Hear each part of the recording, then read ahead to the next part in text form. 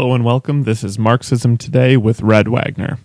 A while ago, I received some questions from a listener about Marxism in our modern economy, specifically about stocks and supposedly free commodities supported by advertising. These are both excellent topics that any Marxist will need to address, so I decided they were worth an episode. Actually, at least 2 episodes, since in this episode we will only address stocks. What are stocks? Stocks are a form of capital, similar to how a workshop, factory, or machinery can be capital.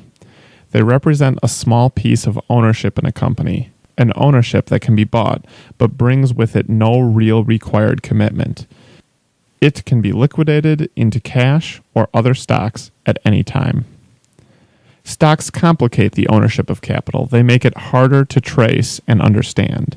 They add extra layers and obfuscations to capitalist power relations, but they do not make them disappear. Capitalist companies that are not publicly traded might have one owner or boss. This kind of business fits easily into the Marxist conception of capitalism. There is a capitalist, and there are workers. Some large businesses are still run this way today, although going public is more common and we tend to hear more about public companies.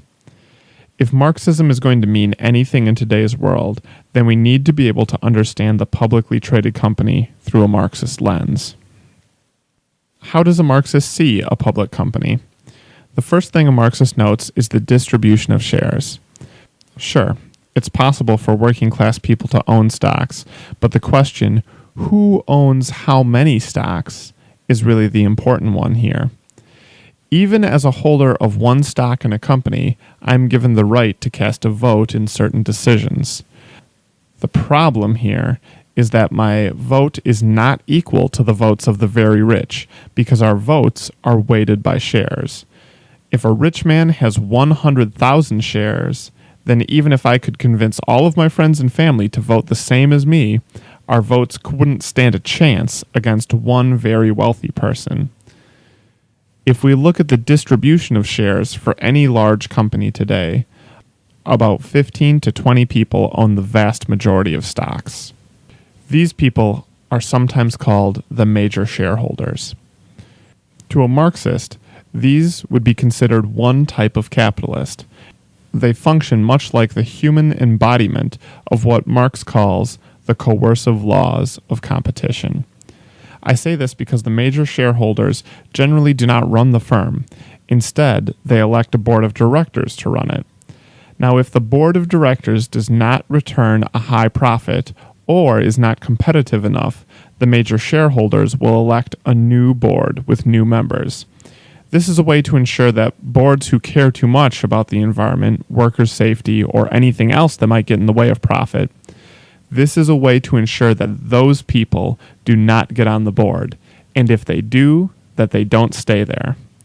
In a publicly traded company, the market and competition fill this role, but in publicly traded companies, major shareholders are a kind of human embodiment of these mechanisms, making the laws of our system seem like nothing more than greedy rich people.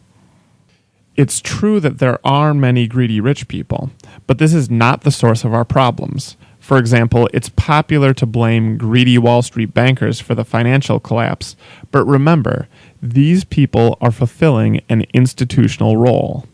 Blaming greed pushes the blame onto something slippery and poorly understood, human nature, when what is really at work is a system designed to function this way. It's important to remember that a capitalist has a boss too, and his boss is the market, which, in a capitalist economy, controls him. With stocks, there's an intermediary. The board of directors must answer to the major shareholders, who in turn respond exclusively to the market, since they enjoy the dividends or increased value, but don't have to worry very much about the daily operations, working conditions, or the reputation of the business in the community. Since if any of these become a problem, they can sell their shares and instantly sever all ties to that company. That is how stocks function for the capitalist class. We now turn to the function of stocks for the middle and working class. The first question we must ask is, Does owning stock make me a capitalist? No, but the stocks do influence the middle and working classes. To investigate this influence, we will first address the topic of social reproduction. The idea here is that society must be remade on a regular basis. No society is natural, normal, or the result of inevitable outcomes. In our capitalist society, we look at two means of social reproduction: ideological and repressive. Police are a good example of repressive means of reproduction, one where force is used to maintain private property rights that capitalism needs to function. If you attempt to violate private property rights by, say, stealing food, even if you are starving, then police will forcibly stop you, thus reinforcing capitalist property relations. Stocks, however, can be used as a means of ideological social reproduction. Since social services in the U.S. provide only a meager amount of assistance to retired workers, those who can afford to will often save for retirement. This saving, however, is undermined by inflation. The average inflation rate is about 3% each year, so workers effectively lose money each year that their savings do not grow. You may already be able to see how this is going to push workers into a capitalist mindset. Workers who save for retirement need to invest their savings in order to maintain their wealth, and possibly to grow it as well. This is the main way that workers save for retirement, this and possibly paying off a house. Now, note that this is not the only way for society to take care of their elderly. We could have a strong social safety net that would provide comfortable retirements for people, but we don't, so investment is the best choice for many people. What is the effect of having workers invest in the stock market? Now, their interests are aligned with the capitalist class. For example, if I don't work at Walmart, but I own Walmart stock, then it's actually in my interest that Walmart workers get paid very low wages and are not offered health care. Raises to workers or providing them with decent benefits may cut into profits and lower my dividends or the value of my stock. In fact, some unions have fought against investment plans based on stock in their own company because it puts the interest of the retired workers at odds with the currently employed workers. One group wants lower wages and higher dividends, while the other wants higher wages and lower dividends. These unions are aware of the ideological power of stocks. They have the power to convert working class values into capitalist values. They have the power to turn one section of the working class against the other in a kind of divide and conquer strategy. Far from equalizing society, stocks have divided it more.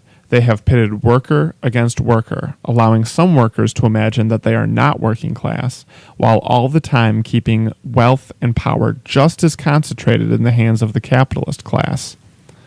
Finally, I'd also like to mention that some Marxists have seen stocks as a way to bring about social change. The ideas on how to do this, however, will have to be a topic for a later episode. This has been Marxism Today. Thanks for tuning in.